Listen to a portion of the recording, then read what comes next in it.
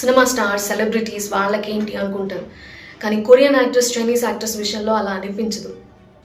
సడన్‌గా చనిపోయారా అంటారు. అవి సూసైడా, ఇంకేమైనా రీజన్సా, హెల్త్ ఇష్యూసా బయటికి రావు. చిన్న ఏజ్, యంగ్, టాలెంటెడ్, యాక్టింగ్ బాగా చేస్తారు. వాళ్ళు నటిస్తున్న డ్రామాస్ సూపర్ హిట్ అవుతాయి. కానీ సడన్‌గా వాళ్ళు చనిపోయారు అంటారు. Last year Chinese actor Yumeng Long చనిపోతే బాల్కనీ నుంచి కింద పడిపోయాడు అని చెప్పి ఇన్వెస్టిగేషన్కి ఫుల్ స్టాప్ పెట్టేశారు. కానీ fans justice for Yumeng Long అని హ్యాష్‌ట్యాగ్ని ట్రెండ్ చేస్తూనే ఉన్నారు. నిన్న February 11th, 2026న south Korean actor Jung Yoon Hoo సడన్గా చనిపోయారని చెప్పి వార్త ఫ్లాష్ అవడంతో ఫ్యాన్స్ షాక్ అవుతున్నారు.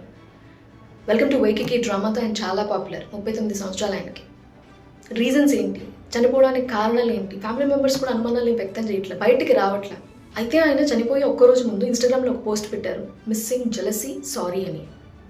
అంతకుముందు ఒక 6 days బిఫోర్ ఇంకొక పోస్ట్ పెట్టారు, రెడ్ మూన్ పిక్చర్ పెట్టి, red moon falling apart anyway అని. ఆయన బహుశా ఆయన స్ట్రగుల్స్, బాధను హింట్స్ ఇచ్చారా ఏమన్నా, మనం గ్రహించలేకపోయామా అని ఫ్యాన్స్ కామెంట్ చేస్తున్నారు. 2000లో షార్ప్ అనే డ్రామాతో ఆయన యాక్టింగ్ కెరీర్ స్టార్ట్ చేశారు. బ్రైట్ ఆఫ్ ద సన్తో చాలా గుర్తింపు వచ్చింది, అవార్డ్స్ కూడా వచ్చాయి.